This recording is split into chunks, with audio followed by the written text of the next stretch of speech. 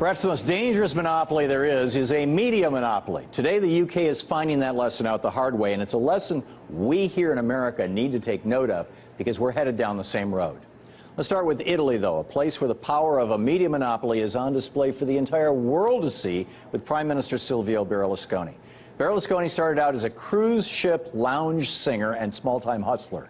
But then he bought a newspaper, then a small television station, then a radio station, then another TV station, then another newspaper, then another radio station, then another TV station, then another newspaper, then a radio network, then a TV network, and suddenly Berlusconi ended up owning about 95% of the media scene in Italy. And with control of the information in Italy, Berlusconi jumped into politics, and wouldn't you know it, he ended up being the Prime Minister of Italy. And despite the fact that Berlusconi has since been accused of everything from tax fraud to false accounting to corruption to bribery to perjury to mafia collusion to aiding terrorist organizations and most recently to participating in sex parties with underage prostitutes, Berlusconi is still in power as Prime Minister.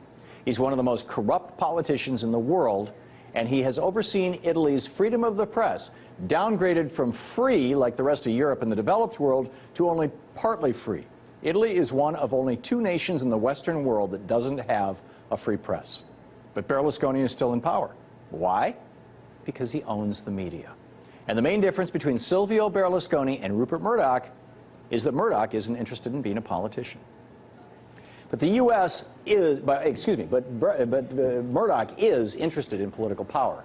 And when Murdoch came to the UK in the 1960s and bought the News of the World newspaper in '68, and then bought another newspaper, The Sun, a year later in 1969, and then bought The Times and the Sunday Times in 1981, and then bought a share of the highly profitable satellite TV network B-Sky B in 1990, Murdoch finally had enough media holdings to sway UK politics, to make prime ministers leap at his beck and call.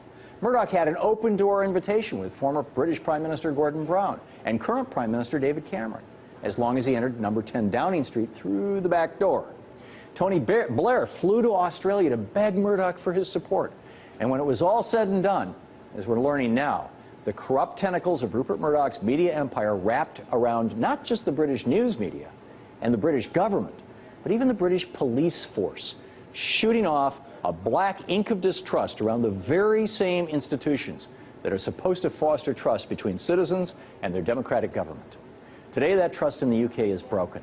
So how long will it be before Americans realize that the control of the British political system that Murdoch seized is very similar to the power he has in America with his ownership of the Wall Street Journal, the New York Post, Fox News, and TV stations all around the country?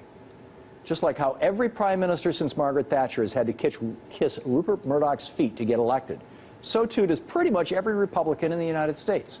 The fact is that no Republican politician in America can rise to significant national office against the disapproval of Murdoch and his very well-paid attack dogs like Sean Hannity. They would have a snowball's chance in hell of winning the White House if they can't win the Fox News Republican primary. That's not democracy. That's corporatocracy. No single man or company should be allowed to have that much media power. It's time to break up the media empires in America that are corrupting our democracy. Bring back the Sherman Act and bust up the media monopolies, and require networks that call themselves news to actually be reporting the news. Only then can we once and for all pay no attention to that man behind the curtain destroying our news media. And only then can we as a nation break free from this cancer of infotainment and Murdoch-style pseudo-news that's hiding what's really going on in America.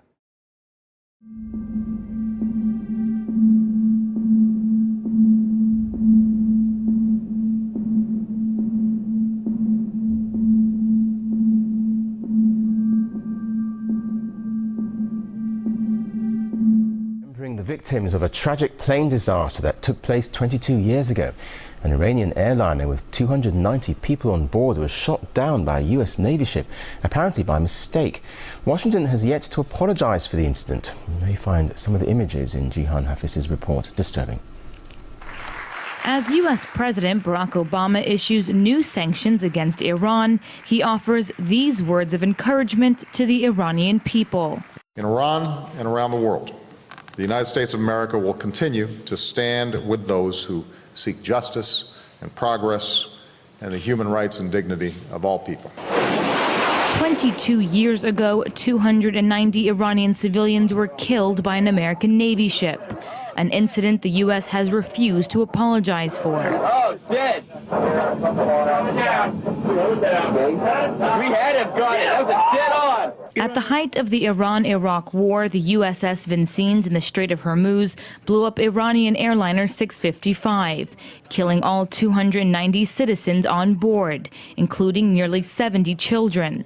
At the time of the deadly incident, the U.S. Navy said it was a case of mistaken identity and believed the plane to be an F-14 fighter jet, the same ones the U.S. sold to the Shah of Iran just 10 years before. The bold-faced lies about, the plane was descending, it was approaching an altitude where it was prepared to attack us. If it was flying at that low of an altitude, it would clearly have been seen for what it was, not an F-14. Navid, an Iranian American, refers back to the initial investigation. It absolutely was a cover-up, and even the cover-up itself was denied. Not only just the fact that a mistake happened, the fact that a cover-up happened to cover up the mistake was also denied. Like millions of Iranians around the world, Navid will mark July 3rd as a day of mourning. I believe that given the operating environment, Captain Rogers acted reasonably and did what his nation expected of him in the defense of his ship and crew. The crew of the USS Vincennes was later awarded combat action medals, and the captain of the ship was awarded the Legion of Merit. No one from the USS Vincennes was ever penalized for taking down the Airbus. The cover-up, the medals, it just speaks to a larger mentality that is at play here, which is not only can we do no wrong, but all of our actions are inherently right. The U.S. later settled the case with the Iranians at $131 million, compared to the near $3 billion Libya paid the United States for their Lockerbie bombing. Hi, I was calling to get a general comment about an incident that took place 22 years ago. Call the State Department. So now we're on the phone with the State Department, and they say we have to call the DOD back to get a response. The DOD had originally sent us over to the Navy to the State Department. Now the State Department is sending us back to the Department of Defense. The fact that George Bush said that, for example, I will never apologize for the U.S. no matter what the facts are, it's not even a matter of apologizing for the U.S. It's just a matter of admitting a simple wrongdoing. And so, as the U.S. gears up to celebrate their Independence Day on the 4th of July, the Islamic Republic of Iran will be mourning 22 years since the American Navy killed nearly 300 of their people. Jahan Hafiz, RT.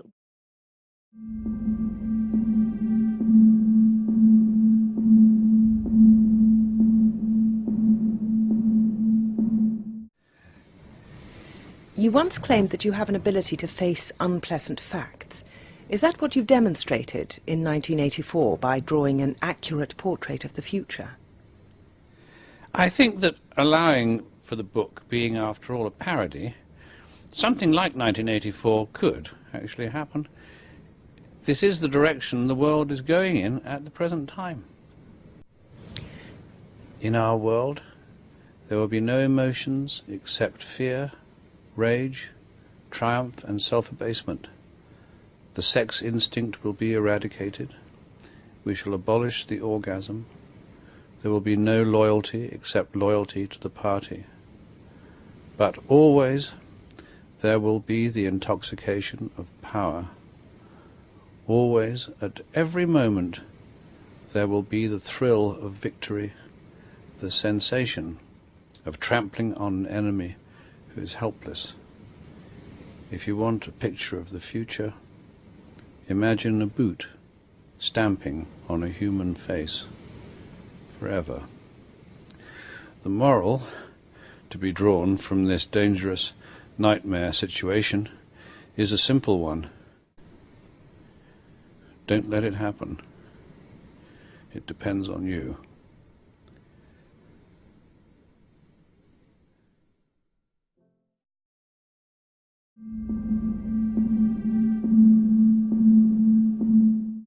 I only have one message to give you. I don't care what you think of me. I don't care what you call me. I do care what you do with this information because it is important to our survival as a species. It's important to our planet. It is important for the world. What happens to me is of no consequence, and I knew that when I started this. And over the last 17 years, I knew that someday I was going to have to get up and say this, whether I wanted to or not, whether I was afraid or not. Now I am here, and now it is done. And I feel an overwhelming relief. You now have the information. You can laugh at it. You can throw it in the trash can. You can burn my house down if you want to. But I am telling you right now, your future, your children's future, your grandchildren's future depends upon what you do with this information. Your own government is selling your children drugs, and you don't seem to care. Your own government has given away the power of the people, and you don't seem to care. There is an apathy that is running rampant in this country that is deadly.